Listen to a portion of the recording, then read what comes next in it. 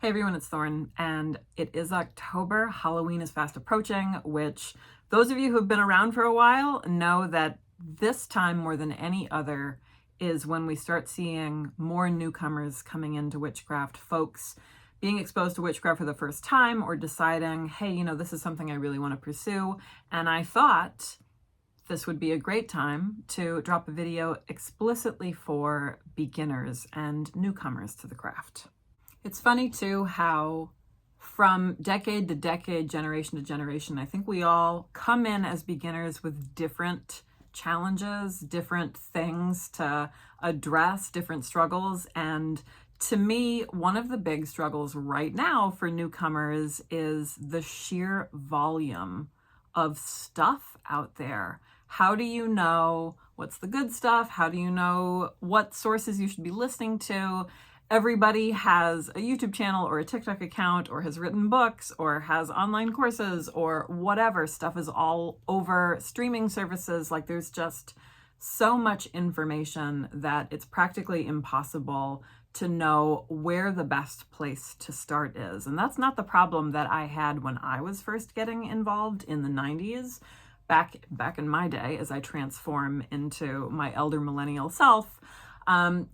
The problem was actually the lack of resources. You basically had whatever was available at like big box bookstores. We really were just starting to get the internet, and the internet was becoming more common. We were discovering websites and things like that, but we didn't have nearly the same amount of resources, whether that's books or websites or just people in our communities to talk to, that folks do now. So that's a unique problem. So first and foremost, tip number one is just understand that there are many types of witchcraft. There are many voices out there representing witchcraft, sharing their practices, whether formally or informally.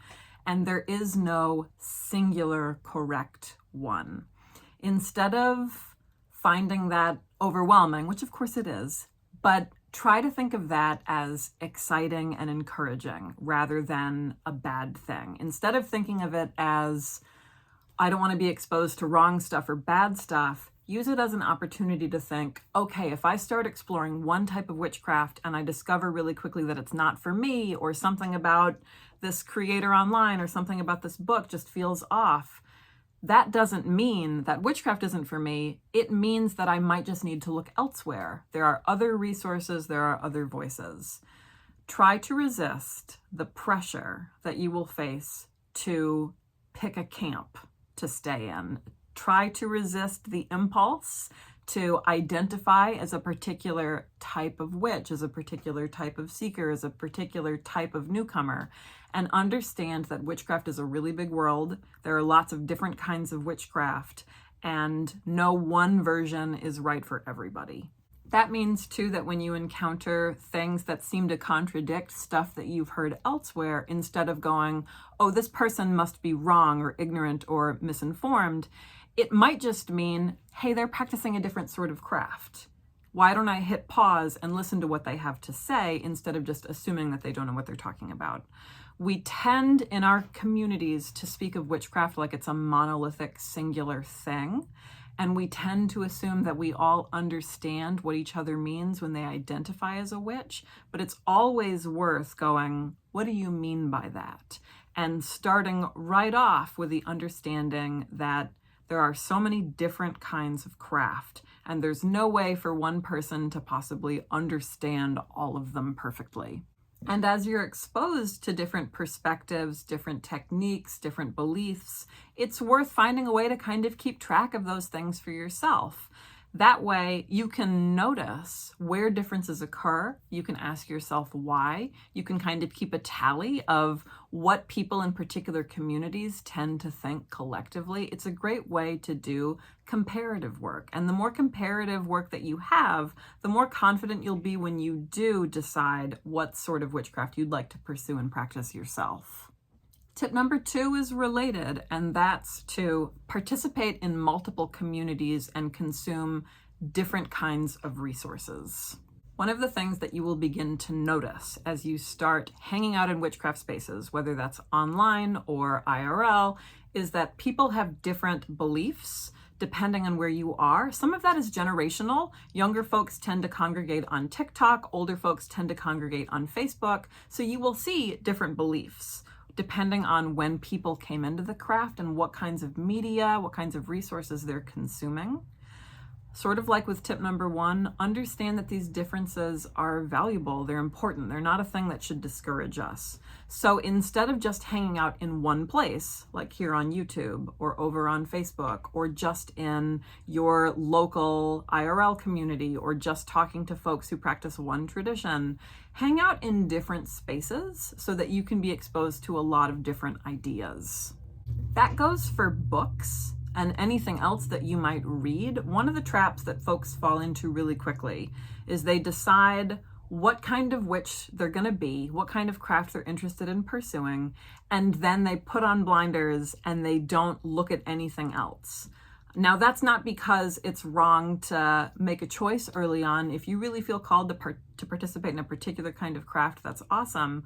But you still want to be learning about other perspectives, if for no other reason than that you can recognize them when you encounter them.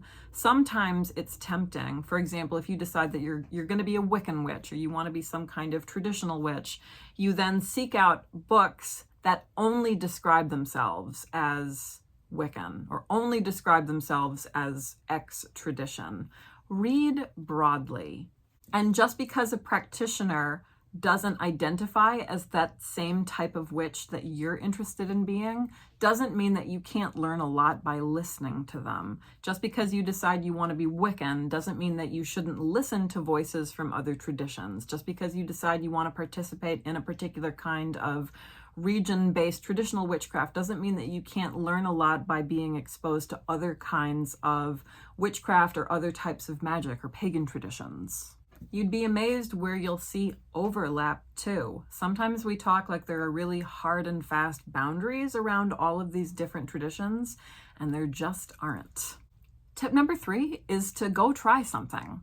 One of the biggest mistakes that a lot of new witches will make is they will spend so much time being so anxious about doing something wrong that they won't try at all. I have met so many people over the years who have spent years reading or researching or kind of theorizing about things, but they've never actually gotten up and done some witchcraft. Sometimes it's insecurity. Folks don't want to do things wrong. Other times it's about respect. Of course, if we're practicing something new, we're interested in practicing a new thing, we want to be as respectful as possible, which means we want to do it right. That's another kind of insecurity. And while it's great, that's definitely a virtue to want to be respectful about stuff, witchcraft is a craft. It's a thing that you get up and do. And the odds of you doing something catastrophic are negligible. Those are like 0. It's much more likely that whatever you try just won't work. Think of it this way. People spend their whole lives cultivating relationships in the spirit realms, or trying to interact with deities, or trying to cast effective spells. People spend their whole lives working on those things. So the odds of a beginner getting something totally perfect in the first go and makes everything just totally fall apart in their lives, it's not going to happen. And the only way that you're going to get good at stuff like that, the only way that you're going to figure out what does work for you, what you do enjoy, what does call to you, is by actually trying things. So find something, and it's okay to pull something out of a book. Find a spell that you think is interesting, or maybe an invocation you think sounds cool. Try something small, maybe like invoking quarters or casting a circle. Pick a thing, it hardly matters what, and just do it and see what happens. You will encounter people who will tell you, well, witchcraft is dangerous. You need to learn how to do a lot of protection magic first. You know, there's things that you can do that can hurt yourself. Like, I think most of those folks are well-meaning, and there are certainly aspects of witchcraft that, yeah, absolutely, you would want to learn to do a lot of protective work first, etc. But again, it's much more likely, like infinitely more likely, that simply nothing will happen. I think sometimes in our efforts as more advanced practitioners to want to keep beginners feeling safe and secure, what we're actually doing is just scaring people. And I think it's another form of gatekeeping. I think there's something that I think is tied up in the ego of like wanting to scare beginners. So just that's something to be mindful of. It's also true that people both lie and exaggerate about their own magical experiences for clout.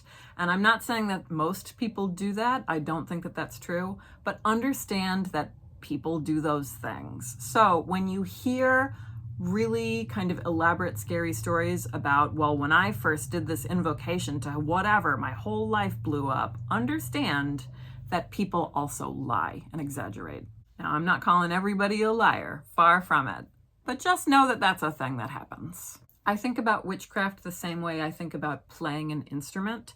You can stay home and you can practice your guitar over and over again every day, but the stuff that's really going to take you to the next level as a player and get you confident is playing with other people. So I tell beginning guitar students, put a band together, write a song. Who cares if it sucks? Jump in and try it. That's how you're going to get better. Witchcraft is the same way. It's great to read, but if you are freaking yourself out and not trying something, you're not going to jump that hurdle from just reading about witchcraft to practicing witchcraft. In my experience, you're much better off just accepting that your first effort is probably going to make you feel silly, the spell won't work, or whatever, nothing will happen, so that you can then take the next steps and get better with the second time that you do it. Tip number 4 is that you don't have to buy stuff. That goes for resources and for actual magical tools to use in your craft. If you're looking for books, I challenge you right now to pull up the homepage of your local library and see what they have on their shelves, because you will probably be amazed. And if they don't have anything, ask your librarian about interlibrary loan. Interlibrary loan is a service that allows you to have books from libraries all over the country delivered to your home library and sometimes even mailed to your home. There's also a million free resources online. So there's YouTube, there's TikTok, there are websites, and just about every author you can name has a personal website or a blog or somewhere online where they post a lot of information for free, even if you can't afford books or can't get them through your library. As for tools and material resources for things like spellcasting and ritual, witchcraft fundamentally is about learning to use stuff that's already all around you, whether that's things that you already own or it's things out in your own natural spaces, in your region, in your community.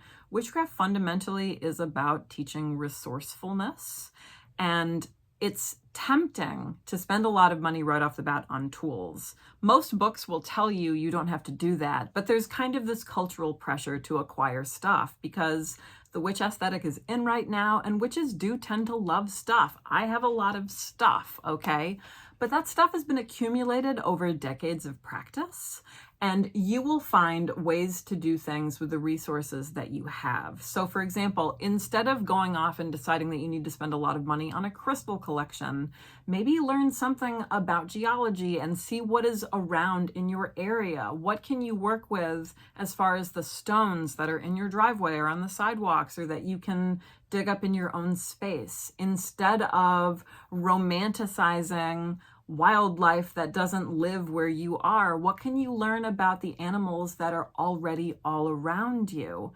Witchcraft teaches us to be in tune with the spaces that are around us. So if you find yourself experiencing the urge to acquire, it's not inherently a bad thing to have stuff, but don't allow yourself to feel pressure and to assume that you have to spend money in order to be a witch. These were just some initial tips for getting off the ground. If you're looking for more resources, there are literally hundreds of videos on this channel. There are several videos with book recommendations, and there are lots of videos about particular techniques that you can try as a witch.